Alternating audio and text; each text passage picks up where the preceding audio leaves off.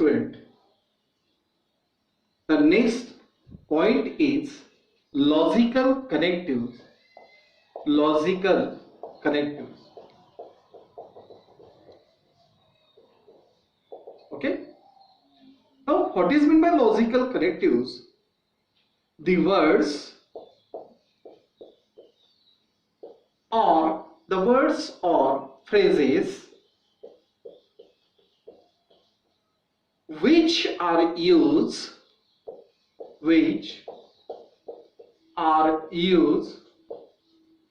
to connect two statements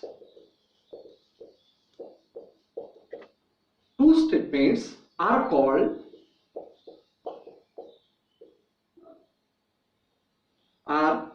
as logical connectives.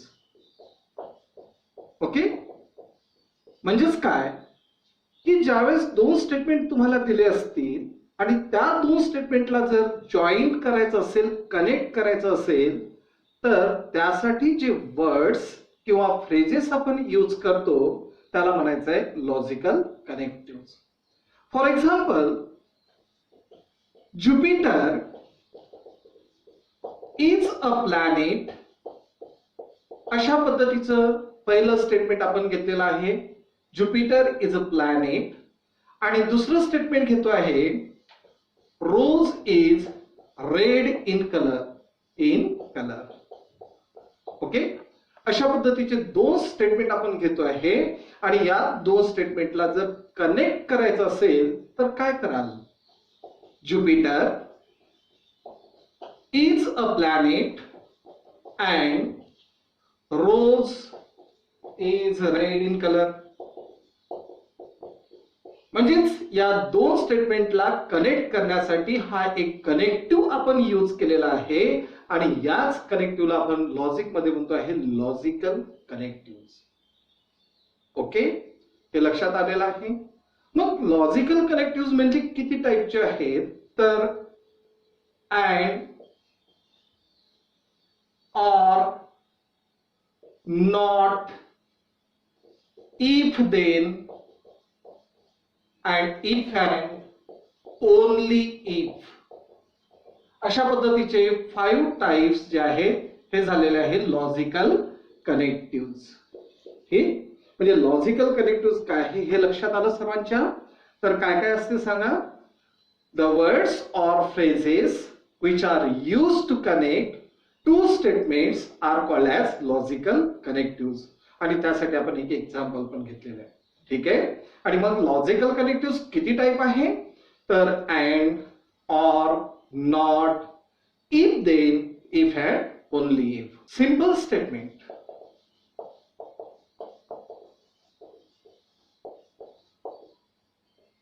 Simple statement.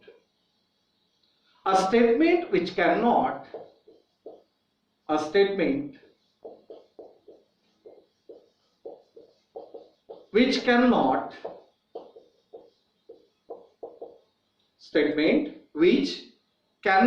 be split further into two parts or two or more statements into two or more statements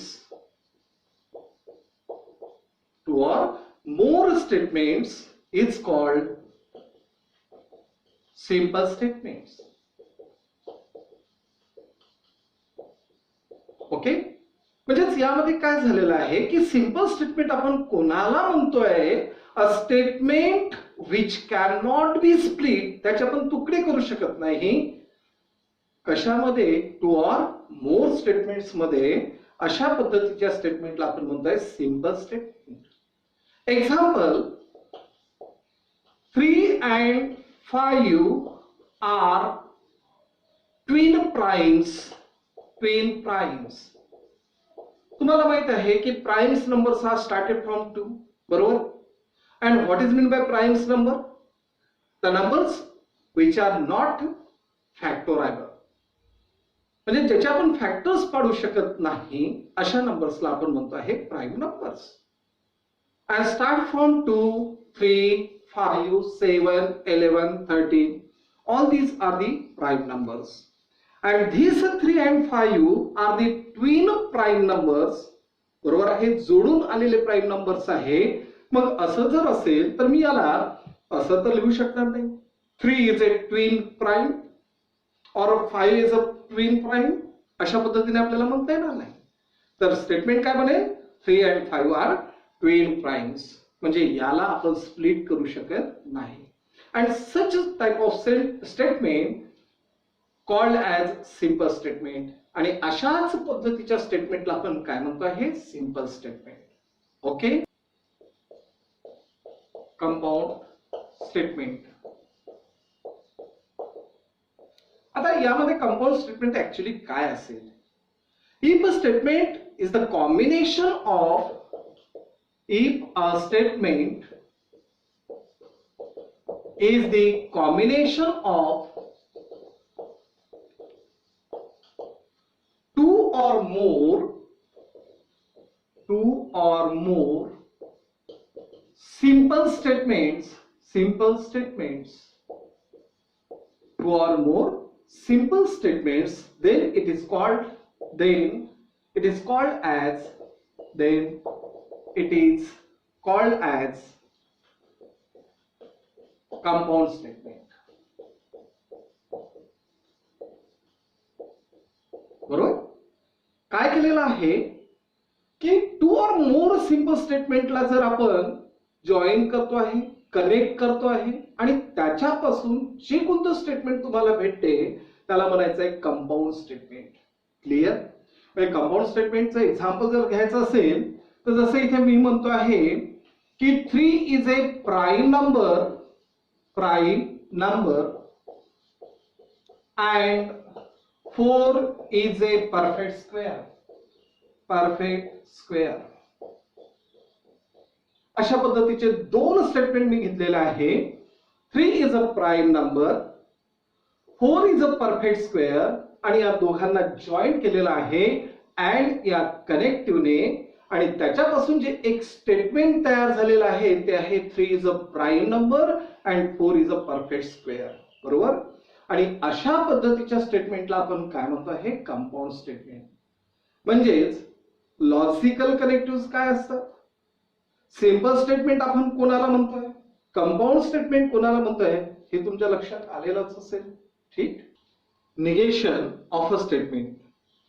for any given statement P, there is another statement is defined to be true.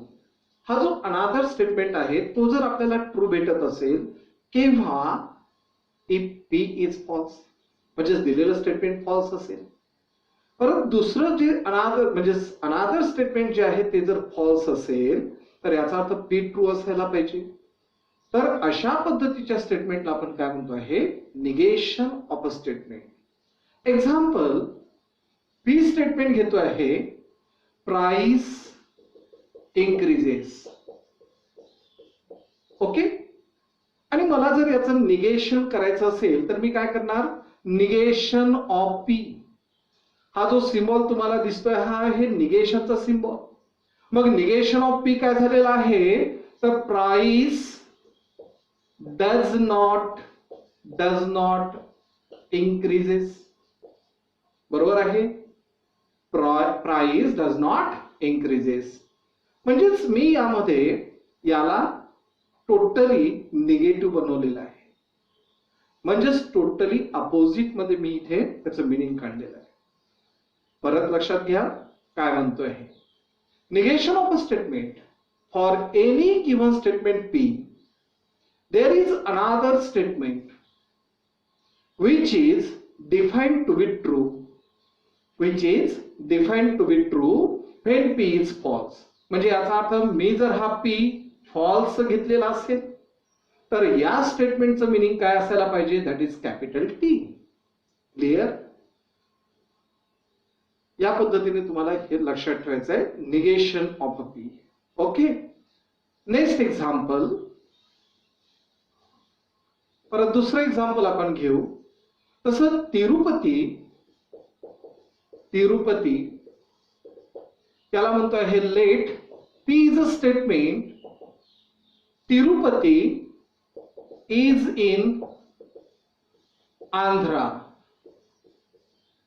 Pradesh. Okay, म्हणजेच मी इथे काय लिहिलेलं आहे, P is a statement. Tirupati is in Andhra Pradesh. Tirupati हा कशामध्ये, आंध्र प्रदेशमध्ये. आणि याचं जर मला निगेशन करायचं असेल तर निगेशन ऑफ पी म्हणजेच Tirupati is not in Andhra Pradesh. Clear? म्हणजेच इथे काय लिहिलेलं आहे, Tirupati is not in Andhra Pradesh. ठीक. त्याच्यानंतरचं परत एखादं एक्झाम्पल घेतोय. Let Q be 3 is greater than 4. 3 is greater than 4. आता अशा पद्धतीचं स्टेटमेंट घेतलेलं आहे. नाउ निगेशन ऑफ क्यू काय असेल, तर 3 is not greater than 4. मग मी यामध्ये ग्रेटरच्या ऐवजी स्मॉलर हा वर्ड यूज करू शकत नाही. हा जो वर्ब इथे आलेला आहे दॅट इज त्याच्या समोरच तुम्हाला नॉट लावायचं आहे. क्लिअर? म्हणजेच 3 इज ग्रेटर दॅन 4 असं जर असेल तर याचं निगेशन करत असताना इज नॉट यूज करा. परंतु असं जर लिहिलं असतं 3 इज स्मॉलर दॅन 4 तर असं आपल्याला चाललं नसतं. ही गोष्ट लक्षात घ्या. ठीक आहे. त्याच्यानंतर आहे, समजा एक्झाम्पल घेतो आहे. नेक्स्ट एक्झाम्पल घेतो आहे. It is not true. Let P is a statement. It is not true that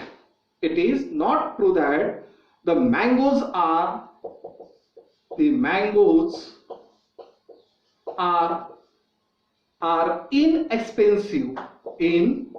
inexpensive. आता यामध्ये काय घेतलेलं आहे, it is not true that mangoes are inexpensive. तर इथे आपल्याला याचं निगेशन करत असताना काय करता येईल, तर इट इज नॉट. आता हा जो नॉट आहे तर नॉट काढून काय करायचं, फक्त it is true that the mangoes are inexpensive. Clear? म्हणजेच कुठे दिलेलं सेंटेन्स, दिलेलं स्टेटमेंट निगेटिव्ह बनवायचंय, निगेशन त्याचं करायचं आहे. अशा वेळेस तुम्हाला काय करायचं, इजच्या जागेवरती इज नॉट घ्या. इज नॉट जर असेल तर फक्त इज लिहा. बस एवढा चेंज तुम्हाला इथे करायचा आहे. मग सिम्बॉलिक फॉर्म जर असेल, जसं यामध्ये दिलेलं आहे की P is a 7 + 3 is greater than 5. आता याचं जर मला निगेशन करायचं असेल तर मी लेस दॅन असा सिम्बॉल यूज करणार नाही. ओके, म्हणजेच निगेशन पी करत असताना 7 + 3 इज नॉट ग्रेटर दॅन 5. म्हणजेच या ग्रेटरच्या जागेवरती काय लिहिलंय, इज नॉट ग्रेटर. क्लिअर? म्हणजेच तुम्हाला ग्रेटरच्या जागेवरती इज नॉट ग्रेटर, स्मॉलरच्या जागेवरती is not smaller, greater than or is equals to च्या जागेवरती फक्त लेस दॅन, आणि less than or is equals to च्या जागेवरती फक्त ग्रेटर दॅन.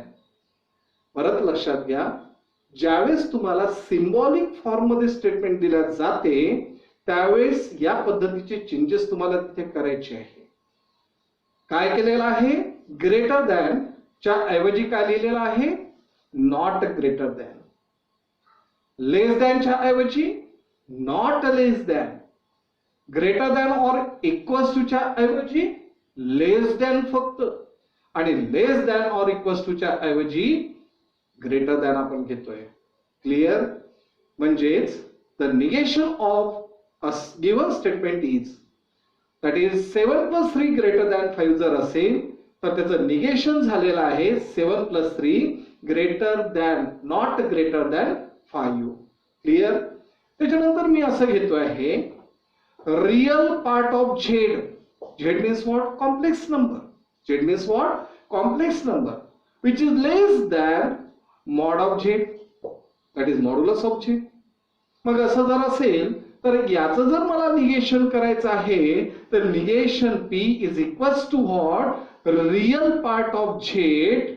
आता less than or equals to जर असेल तर इथे कुठला सिम्बॉल यूज करणार? Greater than mod of Z.